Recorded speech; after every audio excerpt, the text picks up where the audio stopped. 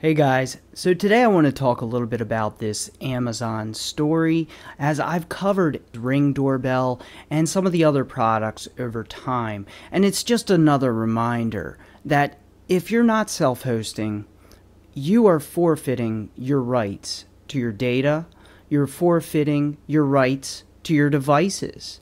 And in this particular news story that came out, Amazon has to pay millions of dollars in fines, but with the profit margins, this is really just a drop in the bucket.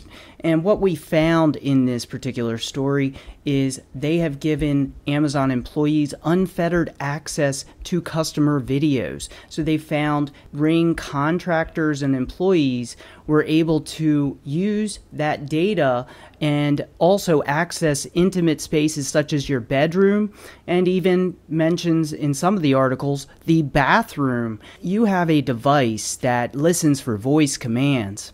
Well, it listens for everything. When everything is being listened to and harvested, then being reused, filtered into other contractors, into new profit avenues, the limits are few, especially when you use a cloud-hosted system like the Ring surveillance system. A cloud, it's just someone else's computer. Now, one of the allegations in this particular lawsuit, it occurred prior to Amazon's acquisition of Ring in 2018. This instance, an employee was watching videos belonging to 81 women, and that occurred before Amazon's purchase. In another instance, a male worker in 2018 used a female coworker's email address in order to reverse look up her videos and then watched her video recordings without her permission. Unfettered access, as the title of the article displays. And there's more to this story. It's not just the fact that this type of access is being given. They're using the excuse of AI training for that data. So the FTC, the Federal Trade Commission, said that Ring employees and contractors were able to view, download, and transfer the customer's sensitive video data for their own purposes as a result of the dangerously overbroad access and the lax attitude toward privacy and security. And in fact, I covered this in a recent article on the blog. You can check that out at buymeacoffee.com/politictech/posts. I'll leave a link to this article in the description. And now what's going on behind the scenes is these large tech firms are actually helping draft the so-called privacy legislation. So the exact legislation that's meant to protect your privacy is actually being written by surveillance corporations. Ring Doorbell, is it healthy for neighborhood relationships? I can tell you in my own life, I have seen how it's turned neighbor against neighbor. How one neighbor gets upset that a camera is going over his property line, where they are using the footage in order to find reasons to get upset at their neighbors, and I just don't think it's a healthy relationship builder. I don't believe you can trust it. They've been, through history, given cops free access to cameras in order to help spread the surveillance network that is the Ring network, and they didn't even require warrants in certain instances. And that's something that has been abused. And we know this because even attackers have abused this privilege, or whatever you might call it, wherein they have had attackers, actual criminals, who go out, assume the position of a police officer, and then they say it's an emergency, and then of course most corporations then give them direct access to that live video footage. So you might want to consider where you're putting these devices. And you also might want to consider that Alexa was also part of this lawsuit as well, and that every single thing that you issue to a command-oriented, microphone-powered device, a so-called smart device, which uses contractors who help to navigate some of the commands being spoken, giving those employees and contractors unfettered access, what kinds of results you might get from that. The FTC Bureau of Consumer Protection's director even states, Ring's disregard for privacy and security exposed consumers to both spying and harassment. And of course, they are going to deny violating the law, but when you have Amazon's own lobbyists helping to craft this legislation, can you really trust the laws protecting privacy to begin with? As my article details, that politics have been corrupted by aggressive lobbying, and we can see that across the board in every single field. As one of the Amazon executives editing the draft for privacy legislation summed up a central goal margin, and I want you to remember this. We want policymakers and press to fear us, describing this as a mantra that had united department leaders in the Washington strategy session.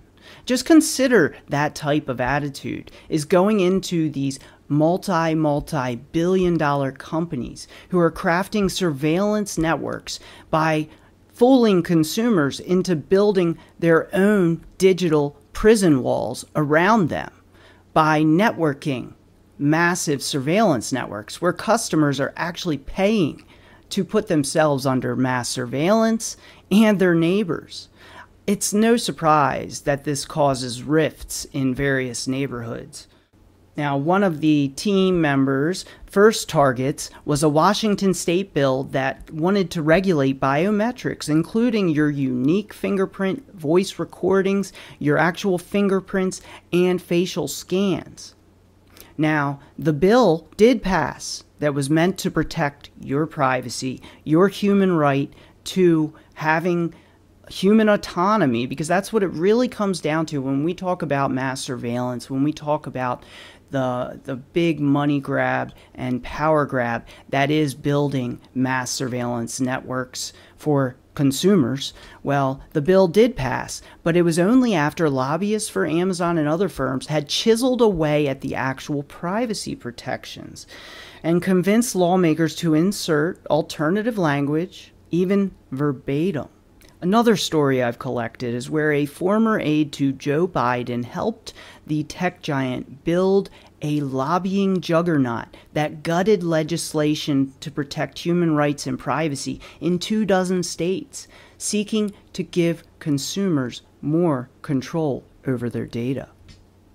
In Virginia, Amazon boosted their political donations over tenfold over 4 years before they persuaded those lawmakers to pass a, quote, industry-friendly privacy bill.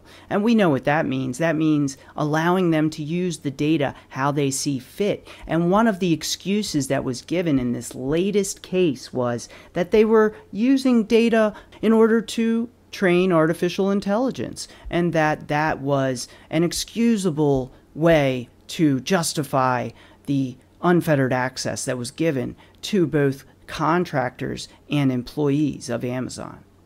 What's important is the FTC's latest complaint that Ring gave every employee, as well as hundreds of Ukrainian-based third-party contractors, full access to every Ring customer video, regardless of whether the employee or contractor actually needed that access to perform his or her job or function. The FTC also said that Ring staff and contractors could also readily download any customer's videos and then view, share, or even disclose those videos at will. And essentially this means they can do whatever they want with your video. So if you or a neighbor or friend has a Ring-based surveillance system, realize that you do not own that footage. As I always have said, that if you're not self-hosting, it's not your product, it's not your video, it's not your media. And you have to assume that all of your audio and video that is picked up by Amazon and other large tech devices are going to be used to do various types of AI training, but even more so can be used and sold for other purposes. The fact of the matter is, you don't own your video. If you have a Ring, you don't own it. And hopefully this fine at least puts a little dent in that. But what we really need to focus on, and the main point in this, is that we have the surveillance contractors themselves crafting the legislation that's meant to protect consumers and basic privacy and human rights. That's the big danger here, and that's the entire purpose of this video. And I encourage you to read my article on this, how lobbyists attack privacy legislation. Not only that, but they're also writing it and rewriting it in order to give themselves plenty of doors of access and also plenty of opportunities to reform that data into a new profit avenue. And that's one of my big points today, is that our own politics, our own laws have been completely corrupted by major corporations, and we cannot trust these major corporations who do not have the actual consumer as their number one priority. Instead, that profit margin, that's the real priority for these companies. They care not about what happens to the consumer, but what they do care about is how they can reformulate new laws so that they can use that and use it all under the justification of training AI. And all of this is being done under the guise of this.